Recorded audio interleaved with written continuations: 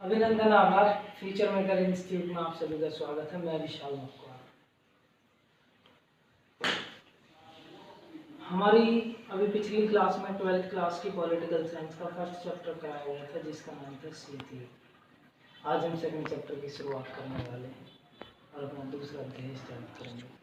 जैसे कि पिछले दिनों हमने अपनी फर्स्ट क्लास में देखा शीत युद्ध के दौर में कि भाई विश्व में दो भागों में बंटने का खतरा उत्पन्न हुआ। लगभग विश्व दो भागों में बट गया। एक तरफ अमेरिका और उसके समर्थक देशों ने पूंजीवादी गुट बना लिया और दूसरी तरफ हमारा सोवियत संघ यानी कि रूस, उसके समर्थक देशों ने अपना एक ग्रुप बना लिया। इस तरीके से दो भागों में हमारा विश्व जो है वो क्या हुआ, बट गया। एक बना पूंजीवादी और दूसरा बना साम्यवादी। इस प्रकार से विश्व दो भागों में बट गया। ये हमारा शीत युद्ध के दौर में ऐसा हुआ। अब उसी के बाद जो हम आज पढ़ने वाले हैं, हमारे चैप्टर का नाम है दो ध्रुवीयता का अंत। दो ध्रुवीयता का अंत का मतलब है कि भाई हमने एक टॉपिक पढ़ा था अभी शीत युद्ध के दौर में। शीत युद्ध के दौर में एक टॉपिक पढ़ा था जिस टॉपिक का नाम था दो ध्रुवीयता का आरंभ, यानी कि विश्व का दो भागों में बंटना। आज हम यानी कि अपनी एक महाशक्ति जो दूसरी महाशक्ति थी सोवियत संघ, उसके अंत की बात करेंगे कि वो किस प्रकार से समाप्त हुआ। कौन सी? दूसरी महाशक्ति, जिसका नाम क्या है, सोवियत संघ। चलो बाकी की बातें छोड़ते हैं और अब हम सीधा अपने टॉपिक पर आते हैं। जो हमारे टॉपिक का नाम है, हमारा दूसरा अध्याय 12th की पॉलिटिकल साइंस का दो ध्रुवीयता का अंत, यानी कि विश्व जब दो भागों में बट गया तो उसका अंत किस प्रकार से हुआ। सबसे पहले देखो, हमें बहुत ज़्यादा ज़रूरत होती है कि अगर हमें पढ़ना है या हमें खेलना है या कूदना है, हमारे लिए बचपन से बिल्कुल वैसा ही माहौल तैयार किया जाता है जिस प्रकार जो व्यक्ति में बड़े होकर के बनना, जो भी पदवी प्राप्त करनी है, अगर हमें बचपन से वही दिशा दिखाई जाए तो हम बेहतर प्रदर्शन करते हैं। तो उसी से पहले अगर हम चैप्टर पर जाने से पहले कुछ चैप्टर के महत्वपूर्ण तथ्यों को जानते हैं, इसके पॉइंटों को जानते हैं। देखो, जो हमारा चैप्टर दो ध्रुवीयता का अंत, उसका सबसे पहला पॉइंट है रूसी क्रांति, जहाँ से इस सब की शुरुआत हुई, जो एक बहुत ही महत्वपूर्ण पॉइंट है। क्या नाम है उसका? रूसी क्रांति। ये रूसी क्रांति ही एक प्रकार से इन सब की जन्म हुई। हमारा सबसे पहला पॉइंट यही होगा चैप्टर का। उसके बाद हमारा दूसरा है सोवियत संघ की सोवियत प्रणाली, खामियां इसकी, सोवियत संघ की, सोवियत संघ का विघटन, विघटन के कारण, विघटन के परिणाम, और आप सब जानते हैं एक टॉपिक शॉक थेरेपी, जो बहुत ही इंटरेस्टिंग रहा और बहुत ही जानने लायक टॉपिक। सबसे पहले हम बात करते हैं अपना रूसी क्रांति। देखिए रूसी क्रांति होती क्या है। अक्सर आप सबने रूस का नाम सुना होगा, बिल्कुल वैसे ही, यानी कि रूस की क्रांति, यानी कि जो रूस में हुई वो क्रांति, उस क्रांति की बात हम इसमें कर रहे हैं। किसकी? रूसी क्रांति। देखिए रूसी क्रांति है क्या। रूसी क्रांति अक्टूबर की बात थी रूस की। अक्टूबर रूस में 1917 एक घटना घटी। मजदूरों के एक संघ ने राजा के विरुद्ध, रूस का एक राजा हुआ करता था, राजा जार।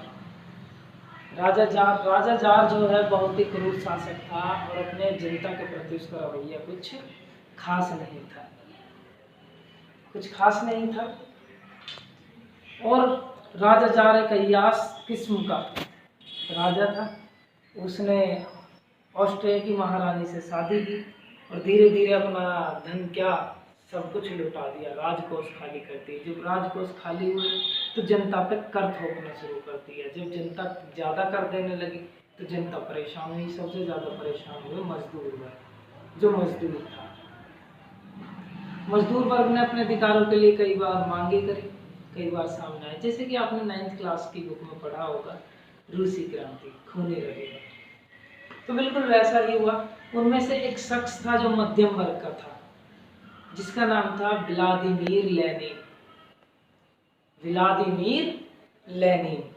उन्होंने उनके हक के लिए लड़ाई करी और एक गठन बनाया, एक पार्टी का गठन किया जिसका नाम था Bolshevik communist party. Bolshevik communist party यानी कि मजदूरों की पार्टी, जिसका झंडा लाल बनाया गया। आपने ज्योग्राफी की बुक्स में पढ़ा होगा लाल कलर, यानी कि श्रमिक मजदूरों को लाल कलर कहा जाता है। तो वहीं बोल्शेविक कम्युनिस्ट पार्टी बना दी गई और वो के लिए लड़ने लगी। उसने राजा सिंह को हक दिलाया, राजा को पद से हटा दिया और वहां पे कौन सा शासन स्थापित करा? साम्यवादी। ये वो दौर था जब साम्यवादी शासन का परचम रूस जैसे देश में लहरा चुका था और देश विश्व में एक नई अर्थव्यवस्था कायम हो गई जिसको कहा गया साम्यवादी। एक पूंजीवादी और दूसरी साम्यवादी। ये दौर था जब विश्व में द्वितीय विश्व युद्ध चल रहा था। उस समय साम्यवादी व्यवस्था को प्रचलन में लाने वाले एक और व्यक्ति जो सबसे पहले व्यक्ति माने जाते हैं वो कार्ल मार्क्स हैं, लेकिन वो उस तरीके से प्रसार नहीं कर पाए जिस तरीके से व्लादिमीर लेनिन ने किया और वो अपने कार्य में सफल हुए। 1917 के बाद उन्होंने कुछ देशों ने मिलकर के साम्यवादी अर्थव्यवस्था बनाई और अपना सोवियत संघ का गठन कर दिया व्लादिमीर लेनिन ने। रोक दिया। 1870 में जन्मे और 1924 में उनका देहांत हो गया। वही इसके हमारे सोवियत संघ के संस्थापक देश रहे और अध्यक्ष भी रहे और उन्हें संपूर्ण विश्व में साम्यवाद के प्रेरणा सूत्र माना गया। व्लादिमीर लेनिन ये हमारे सोवियत संघ के जनक भी कहे जाते हैं, पिता भी कहे जाते हैं और पहले साम्यवादी नेता, साम्यवादी ग्रुप का गठन करने वाले जनक कहे जाते हैं। कौन? Vladimir Lenin. तो दोस्तों ये थी रूसी क्रांति जिसने रूस के भाग्य को बदल दिया। यानी कि रूस में क्रांति हुई जो किसने करी? मजदूरों ने करी। कब? 1917 में की। और उसके जनक कौन थे? व्लादिमीर लेनिन थे। व्लादिमीर लेनिन के नेतृत्व में एक क्रांति हुई जिसने क्या हुआ? रूस के भविष्य को बदल दिया और रूस को क्या बना दिया? एक साम्यवादी देश बना दिया या एक साम्यवादी संघ बना दिया या एक साम्यवादी अर्थव्यवस्था वाला ग्रुप बना दिया, सोवियत संघ बना दिया। तो इस तरीके से सबसे पहला पॉइंट हमारा जो रूसी क्रांति था वो कंप्लीट हुआ। मेरे ख्याल से आप सभी को समझ में आया होगा कि रूसी क्रांति क्या था। मैंने जैसे कि कहा था आप सबसे कि भाई यही है जनक जो दूसरी अर्थव्यवस्था की है। जैसे कि समाज में परिवर्तन लाने के लिए क्या जरूरी है? समाज में बिना क्रांति के कभी परिवर्तन नहीं आ सकता। जैसे कि समाज में परिवर्तन लाने के लिए क्रांति करना बहुत जरूरी है। ये डॉक्टर बी आर अम्बेडकर के द्वारा दिया गया एक कथन है। अब हम अपने अगले टॉपिक की ओर चलते हैं जो है हमारा सोवियत संघ। सोवियत संघ जैसे कि हम इसके नाम से जान रहे हैं कि सोवियत संघ, सोवियत का मतलब एक ऐसी व्यवस्था जिसमें साम्यवादी व्यवस्था को क्या दिया जाता हो? महत्व दिया जाता हो, जिसमें पूंजीवाद के लिए कोई जगह ना हो। 1917 की रूसी क्रांति के बाद व्लादिमीर लेनिन ने क्या किया? इसका गठन किया। किसको मिला करके? रूस के आसपास के क्षेत्र, यूक्रेन, बेलारूस, इस तरीके के देशों को मिला करके अपना क्या करना शुरू कर दिया? एक गठन बनाना शुरू कर दिया जिसे क्या कहा गया? सोवियत संघ कहा गया। देखो सोवियत संघ की स्थापना करने का उद्देश्य क्या था? उद्देश्य ये था विश्व में जो है एक ही व्यवस्था चल रही थी, पूंजीवादी अर्थव्यवस्था चल रही थी जो अमेरिका की थी। व्लादिमीर लेनिन ने अपने जो नागरिक थे उन सबको बेहतर सुविधाएं देने के लिए क्या किया? एक व्यवस्था का एक नई अर्थव्यवस्था को जन्म दिया। उस अर्थव्यवस्था का नाम क्या था? समाजवादी या सोवियत प्रणाली यूं कहो। इसका उद्देश्य यही था कि निजी संपत्ति को समाप्त किया जाए, निजी संपत्ति की संस्थाओं को समाप्त किया जाए और समाजवाद की व्यवस्था पे समाजवाद की तर्ज पे किसको? समाज को ढाला जाए। तो ये तो सोवियत संघ के स्थापना का उद्देश्य या उसका गठन करने का उद्देश्य सोवियत संघ में कर चुका हूँ। नेक्स्ट टॉपिक है हमारा सोवियत प्रणाली। सोवियत प्रणाली और ये खामियां नहीं है, इसकी खूबियां। खूबियां हम इसमें दोनों इंक्लूड कर देंगे सोवियत प्रणाली में। सोवियत प्रणाली क्या है? देखो सोवियत प्रणाली वैसे तो इंक्लूड है उससे, पर हम ये कहेंगे कि भाई सोवियत प्रणाली या सोवियत व्यवस्था मतलब कि समाजवाद में कैसी व्यवस्था चलती थी, क्या व्यवस्था थी वहां की। जैसे कि मैंने आपको बताया कि व्यवस्था क्या है, मैंने बताया कि निजी संपत्ति को समाप्त करना और किसकी तर्ज पर ढालना, समाजवाद की तर्ज पर ढालना। अभी मैं आपको बता चुका हूँ। तो सोवियत प्रणाली की विशेषताएं थी, कुछ खासियत थी। वो खासियत ये थी, सबसे पहला नियोजित अर्थव्यवस्था होना। क्या होना? नियोजित अर्थव्यवस्था होना। अर्थव्यवस्था होना।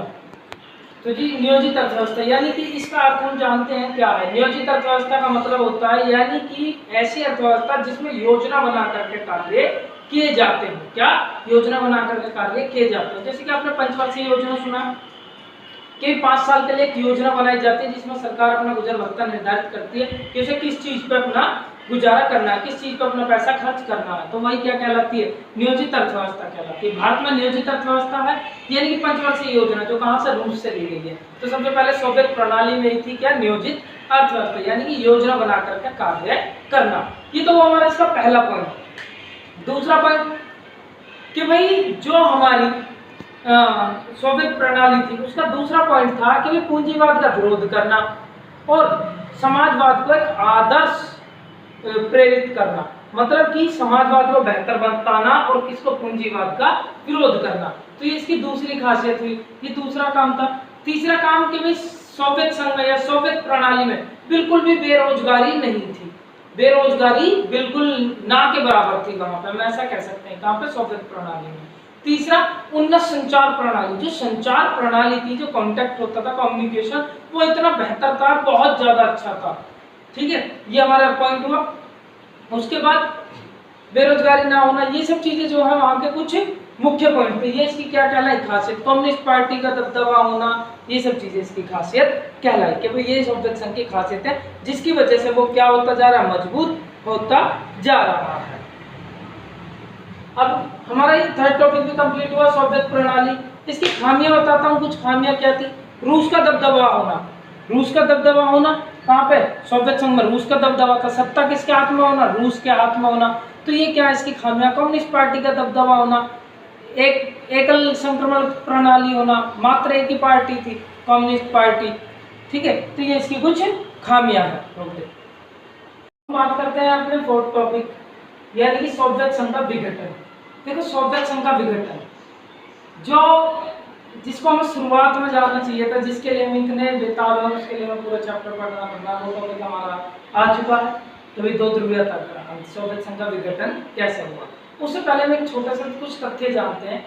देखो सोवियत संघ के 5 नेता रहे हैं। सबसे पहले जो थे वो थे हमारे व्लादिमीर लेनिन। कौन? Vladimir Lenin. व्लादिमीर लेनिन का जन्म 1870 में हुआ और उनका निधन 1924 में हुआ। जैसे कि हम जानते हैं उन्हें सोवियत संघ का जनक कहा जाता है। ठीक है, 1924 तक उन्होंने सत्ता संभाली। उसके बाद दूसरे नेता जो आए वो आए जोसेफ स्टालिन। उनका 1879 में उनका जन्म हुआ और उन्होंने कब तक शासन करा? 1953 तक शासन किया। 1953 तक वो क्या रहे? सोवियत संघ के जनक रहे। उसके बाद हमारे निकिता ख्रुश्चेव आए। जो निकिता ख्रुश्चेव थे उन्होंने 1953 से 1964 तक शासन किया। 1964 तक वो वहां के नेता रहे। जैसे कि आप निकिता ख्रुश्चेव को तो जानते भी हैं कि भाई क्यूबा मिसाइल संकट में उनके बारे में पढ़ा था। ठीक है, उसके बाद हमारे जो चौथे रहे वो लियोनिड ब्रेजनेव रहे। उन्होंने कब से कब तक शासन करा? 1964 के बाद 1982 तक उन्होंने शासन करा और 1982 में उनकी मृत्यु के बाद सत्ता किसको मिली? मिखाइल गोर्बाचेव को। मिखाइल गोर्बाचेव रूस के राष्ट्रपति बने और जी उन्होंने सोवियत संघ में अपनी सोवियत संघ के राष्ट्रपति बने और अपनी छाप छोड़नी शुरू कर दी। वो एक बहुत ही बेहतर नेता थे। उन्होंने सोचा कि भाई जनता पर इतने समय से क्या काफी तरीके के अत्याचार होते हैं और उन्होंने जनता को छूट देने की सोची। उन्होंने सोचा कि भाई जनता को थोड़ी सी आज़ादी दी जाए क्योंकि विश्व में हथियारों की होड़ चल रही थी, बड़े पैमाने पर हथियारों की होड़ चल रही थी। तो वो सब मिखाइल गोर्बाचेव उन्हें उससे मुक्त कराना चाहते थे और वहां पर क्या लाना चाहते थे? विकास लाना चाहते थे। कहां पर? सोवियत संघ में। तो इसीलिए उन्होंने जनता को थोड़ी सी ढील देने के लिए 2 नीतियां अपनाई। एक पेरेस्ट्रोइका और दूसरी ग्लासनोस्ट। पेरेस्ट्रोइका का मतलब होता है पुनर्संरचना, यानी कि अपने राज्य की दोबारा से संरचना करेंगे और लोकतांत्रिक बनाएंगे, ठीक है। और दूसरा ग्लासनोस्त्र, ग्लासनोस्त्र का मतलब होता है खुलापन, यानी कि जनता को क्या दें, थोड़ी सी छूट ज्यादा दें, खुलापन दें। तो ऐसा कहा उन्होंने। अब जो जनता काफी लंबे समय से क्या बंधस में थी, उसे थोड़ी सी छूट मिली तो उन्हें क्या लगा कि हमें छुटकारा मिल जाना चाहिए, और उन्होंने क्या कर दिया, अपने लिए मांगे करनी शुरू कर दी। जनता आक्रोश में हो गई और उन्होंने छूट की संघर्ष छेड़ दिया, राजा के खिलाफ, राष्ट्रपति के खिलाफ विद्रोह करना शुरू कर दिया। उन्हीं की पार्टी के एक नेता थे बोरिस येल्त्सिन, जो समर्थक थे मिखाइल गोर्बाचेव के, लेकिन उन्होंने जनता का समर्थन करा और जनता को भड़काया मिखाइल गोर्बाचेव के खिलाफ। और मिखाइल गोर्बाचेव क्या हुए, जनता ने मिखाइल गोर्बाचेव को कुर्सी से गिरा दिया और उनकी नीतियां क्या हो गई, फेल हो गई। उनकी नीतियां खुद के लिए ही गलत साबित हो गई कि उनकी सत्ता गिरवा दी। किसने, उनकी नीतियों ने, मिखाइल गोर्बाचेव की। कौन कौन सी, पेरेस्ट्रोइका और ग्लासनोस्त्र। अब बोरिस येल्त्सिन जो थे उन्हीं की पार्टी के, कम्युनिस्ट बोल्शेविक कम्युनिस्ट पार्टी के, लेकिन उन्होंने किसके साथ, उन्होंने जनता का साथ दिया और विद्रोह किया, जनता को भड़काया। किसका, मिखाइल गोर्बाचेव का विरोध किया। किसने, बोरिस येल्त्सिन ने। जैसे का दौर था 1989 का, और 1989 में क्या हुआ, 1989 में जनता के द्वारा, आम जनता के द्वारा बर्लिन की दीवार गिरा दी गई। जैसे कि पिछली क्लास में हम बता चुके हैं आपको, 1961 में वो खड़ी की गई थी, किसके द्वारा, सोवियत संघ के द्वारा, लेकिन गिरा किसके द्वारा गई, आम जनता के द्वारा गिरा दी गई। 9 दिसंबर अराउंड है 1989 में आम जनता के द्वारा गिरा दी गई, जिससे क्या हुआ, वो दूसरी महाशक्ति का पतन होने का कारण बनी, और वहीं से ही शुरुआत हो गई दूसरी महाशक्ति के पतन की। उधर जनता आक्रोश कर रही थी और बोरिस येल्त्सिन उनको भड़का रहे थे, जिससे कि उनकी कुर्सी गिरा दी गई। और 1991 में तीन बड़े देशों ने, रूस, बेलारूस और यूक्रेन ने मिलकर के क्या घोषणा कर दी, सोवियत संघ की समाप्ति की घोषणा कर दी, और सोवियत संघ की समाप्ति की घोषणा कर दी इन तीनों ने मिलकर के। तो अब हम चलते हैं अपने नेक्स्ट टॉपिक की ओर, सोवियत संघ के विघटन के कारण। जैसे कि अभी हमने जाना सोवियत संघ का विघटन, कि भाई सोवियत संघ का विघटन किस तरीके से हुआ। अब हम चलते हैं, हमारा जो नेक्स्ट टॉपिक है वो क्या है, सोवियत संघ के विघटन के कारण। उसके कारण जानने के, विघटन किस वजह से हुआ, विघटन होने का कारण क्या था, क्यों विघटन हुआ।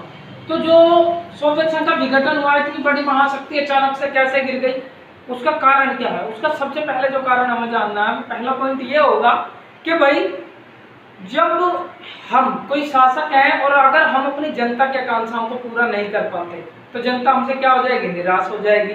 जैसे कि आज कि भाई सत्ता को गिरा दिया जाता है, वैसे ही उस समय हुआ, क्योंकि सोवियत संघ अपनी जो जनता थी, जो उसके साथ जुड़े हुए देश थे, उनकी आर्थिक और राजनीतिक आकांक्षाओं को पूरा कर पाने में क्या रहा, असफल रहा। इस वजह से पहला कारण बना कि भाई सोवियत संघ का विघटन हुआ। एक कारण तो ये है। दूसरा कारण भाई सोवियत संघ जो था वो हथियारों की होड़ में उलझा हुआ था। जितने संसाधन थे सबका क्या बना रहा था, हथियार बना रहा था, और इस वजह से कुछ और नहीं हो पा रहा था। तो देश सोच रहे थे कि भाई हमारे संसाधन बेकार जा रहे हैं और ये तो सिर्फ हथियार बना रहा है, हमारे ऊपर जोर ही नहीं। तो इसीलिए उन्होंने उनसे अलग रखना शुरू करा। तीसरा पॉइंट, भाई सोवियत संघ में संसाधनों की कमी होने लगी थी, क्योंकि सारा संसाधन किस में जा रहा है, हथियारों में जा रहा है, वहां पर कमी होने लगी तो भाई लोग उससे अलग हटने लगे, कमी आने लगी। तो इस तरीके से तीसरा कारण बना। भाई चौथा कारण, सत्ता जो थी उस पर नौकरशाही का शिकंजा था, यानी कि ये सत्ता सिर्फ कुछ हाथों में थी, कुछ ही हाथों में सत्ता थी और वो अपनी मनमानी किया करते थे। तो इस वजह से भी क्या हुआ, सोवियत संघ का विघटन हुआ। ठीक है, तो ये कारण रहे, हथियारों की होड़, संसाधनों की कमी होना, ये सब। फिर एक महत्वपूर्ण कारण है इसका, जो मिखाइल गोर्बाचेव की नीतियां। मिखाइल गोर्बाचेव सुधार करना चाहते थे सोवियत संघ में, लेकिन जनता को लगा कि मिखाइल गोर्बाचेव तो काफी धीरे धीरे विकास कर रहे हैं, और इसीलिए उनकी नीतियां क्या हुई, विफल हुई। कौन कौन सी नीतियां, पेरेस्ट्रोइका और ग्लासनोस्त्र। पेरेस्ट्रोइका का मतलब पुनर्संरचना, ग्लासनोस्त्र का मतलब खुलापन। तो भाई जनता को लगा ये तो बहुत धीमे काम कर रहे हैं, इसलिए उनकी नीतियां विफल हो गई और जनता, देश क्या होना शुरू हो गए, हटना शुरू हो गए, उनसे अलग होना शुरू हो गए, जिससे सोवियत संघ का विघटन हुआ। अगला जो कारण था वो ये था कि भाई पश्चिम के देशों में विकास हो रहा और यहाँ पे विकास नहीं हो रहा। जैसे कि आप कितने समय तक किसी व्यक्ति को बेवकूफ बना सकते हैं। तो वैसे ही सोवियत संघ में जो देश जुड़े हुए थे वो ज्यादा समय तक बेवकूफ नहीं बने और उनको लगा कि भाई पश्चिम के देशों में विकास हो रहा है, यानी कि जो पूंजीवादी गुट है उसके देशों में विकास हो रहा है और हमारे यहाँ पे कुछ विकास नहीं है। उनको समझ में आने लगा तो वो इससे अलग हो गए। तो ये सब कारण थे कुछ महत्वपूर्ण जिनकी वजह से सोवियत संघ का क्या हो गया, विघटन हो गया। एक बड़ी महाशक्ति अचानक से क्या हो गई, पतन की तरफ चली गई या विघटित हो गई। और जी विघटन हमने बताया कि आपको कब हुआ था, 1991 में 3 बड़े देशों ने मिलकर के, रूस, बेलारूस और यूक्रेन ने मिलकर के इसकी वो विघटन की घोषणा कर दी और उसके कारण ये रहे। ठीक है जी। तो ये वो हमारे सोवियत संघ के विघटन के परिणाम क्या हुए। देखो भाई परिणाम तो निकलना ही था, जैसा आप सबका रिजल्ट आएगा वैसे ही इनका भी परिणाम होना था। तो परिणाम क्या हुआ भाई, सोवियत संघ के विघटन के परिणाम हुए जब दो व्यक्ति आपस में लड़ते हैं, अगर उनमें से एक मर जाए तो सबसे पहला क्या होगा, सबसे पहले यही होगा कि भाई जो युद्ध चल रहा था वो समाप्त हो गया, यानी कि विश्व में जो शीत युद्ध था वो क्या हो गया, समाप्त हो गया। पहला परिणाम। दूसरा परिणाम, विश्व एक ध्रुवीय हो गया, यानी कि विश्व में सिर्फ एक ही महाशक्ति बची, एक ही महाशक्ति बची। दूसरा, तीसरा पॉइंट ये होगा कि भाई जो साम्यवादी व्यवस्था पर क्वेश्चन मार्क लग गया और पूंजीवादी को प्रसार दिया गया। जो साम्यवादी थी उस पर क्वेश्चन मार्क लग गया क्योंकि वो गिर चुकी है और पूंजीवाद को बढ़ावा दिया गया। एक पॉइंट ये हो गया। और कि भाई इसका परिणाम वहां पे सोवियत संघ का उत्तराधिकारी कौन, रूस निकला, रूस को उसका उत्तराधिकारी बना दिया। तो ये सब इसके परिणाम हुए, किसके, सोवियत संघ के विघटन के परिणाम हुए। विश्व 15 नए राज्यों का गठन हुआ, 15 नए राज्य बने CIS में, कॉमनवेल्थ इंडिपेंडेंट स्टेट, स्वतंत्र राष्ट्रों का कुल, उसमें 15 नए गणराज्य बने और एक नया देश उभर कर आया, वो रहा कौन था, हमारा रूस था। तो ये सब इसके परिणाम हुए सोवियत संघ के विघटन के। अब हम अगले नेक्स्ट टॉपिक की ओर चलते हैं अपने, जिसका नाम है शॉक थेरेपी। क्या, शॉक थेरेपी। देखो शॉक थेरेपी, शॉक थेरेपी सुन के ऐसा लगता है जैसे हमें कोई शॉक लग गया हो, लेकिन शॉक थेरेपी का मतलब सिर्फ इतना नहीं है। शॉक थेरेपी का अगर हम शाब्दिक अर्थ जाने कि इसके शब्द का अर्थ क्या होगा, तो होता है आघात पहुंचा करके उपचार करना। क्या, आघात पहुंचा करके उपचार करना। यानी कि क्या कि पहले तो ये बिल्कुल उस घटना की तरह है, आप किसी को खींचकर थप्पड़ मार दो और फिर उसका उपचार करो, या आप किसी को कुछ कह दो और फिर उससे क्षमा मांगो या उससे बताओ कैसा हो गया, ऐसा हो गया। तो ये सब यानी कि आघात पहुंचा करके उपचार करना, पहले चोट मारना और फिर उस पर मलहम लगाना, इसका शाब्दिक अर्थ होता है। देखो शॉक थेरेपी, शॉक थेरेपी क्या थी, शॉक थेरेपी एक आर्थिक मॉडल थी जो अमेरिका के द्वारा विश्व बैंक और इंटरनेशनल मॉनेटरी फंड के द्वारा चलाई गई थी। क्यों चलाई गई थी, जो पूर्व साम्यवादी देश थे, जो पहले साम्यवाद थे, उन देशों की अर्थव्यवस्था में सुधार लाने के लिए, क्योंकि क्या हो चुकी थी, खराब हो चुकी थी। तो उनकी अर्थव्यवस्था को सुधारने के लिए अमेरिका जैसे देशों ने क्या चलाया, शॉक थेरेपी चलाया, जिससे कि पूर्व साम्यवादी देशों की अर्थव्यवस्था को सुधारा जा सके। तो इसलिए हमारी शॉक थेरेपी चलाई। ये मॉडल 1990 में चलाया गया, 90-91 में। ठीक है जी। इसकी विशेषताएं क्या थी, ये पूंजीवाद को, साम्यवाद को पूंजीवाद में बदलने के लिए चलाई जा रही थी कि भाई जिससे साम्यवादी देशों को पूंजीवाद में बदला जाए।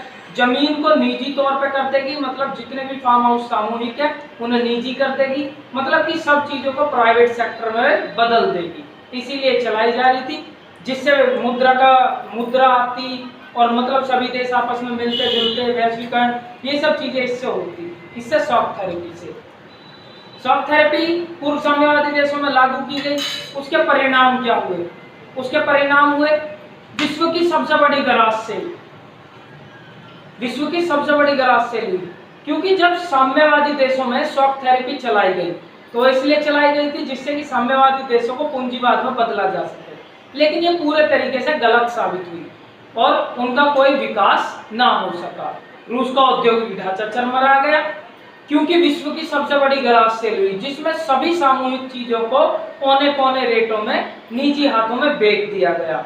ऐसा हुआ तो अमीर गरीब के मध्य खाई बढ़ी, अमीर गरीब के मध्य खाई बढ़ी, बेरोजगारी हुई, भुखमरी फैली, माफिया वर्ग का उदय हुआ। तो ये सब चीजें वहां पर होने लगी। कहाँ पे? रूस में, सोवियत संघ में, पूर्व साम्यवादी देशों में। तो ये सब हुआ जिससे कि शॉक थेरेपी के परिणाम हुए। वहां पे वर्तोदय कि भाई इस तरीके का बेरोजगारी, भूखमरी, ये सब चीजें वहां पे होने लगी। तो ये थी हमारी शॉक थेरेपी और उसके परिणाम। तो पूर्ण तरीके से कुछ लोगों ने, कुछ देशों ने ये भी कहा कि भाई ये तो हमारे लिए बेकार सिद्ध हुई, इससे अच्छा तो हमारी पुरानी व्यवस्था थी जो सोवियत संघ में थी, कम से कम हमें 2 वक्त की रोटी तो मिलती थी, लेकिन अब तो हम उसके भी मोहताज हो गए हैं, हमें वो भी नहीं मिलती। तो ये सब चीजें कही गई, इसीलिए इसे शॉक थेरेपी कहा गया कि अमेरिका ने पहले तो हम पे आक्रमण करा और फिर हमारे उपचार करने की सोची। यही थी हमारी शॉक थेरेपी। लगभग हमारा पूरा चैप्टर कंप्लीट हो चुका है, लगभग हमारा पूरा चैप्टर जो है वो कंप्लीट हो चुका है। और हमें इसमें सिर्फ एक टॉपिक जानना है कि पूर्व साम्यवादी देश और भारत के किस तरीके के संबंध है। जो पूर्व साम्यवादी देश है और भारत के संबंध उनके साथ काफी अच्छे हैं। जैसे कि आप देखोगे कि रूस ने कई बार हमारी मदद करी है, जब हमारे पास विदेशी मुद्रा नहीं थी तो उन्होंने हमें मदद करी है। और कई तरीके की सैनिक योजनाएं, जो मिसाइलें, ये सब चीजें वो हमारी मदद करता रहता है। हमारे यहाँ पे काफी स्पास सेंटर भी उसकी मदद से हैं। तो इस तरह की चीजें रूस से भी है। रूस में हमारे फिल्मी हिंदी गानों को पसंद किया जाता है, अमिताभ बच्चन को वहाँ पर बहुत पसंद किया जाता है। तो ये सब चीजें हमारे यहाँ पर फेमस है, कहाँ पे? पूर्व साम्यवादी देशों, और उनके साथ हमारे संबंध अच्छे हैं।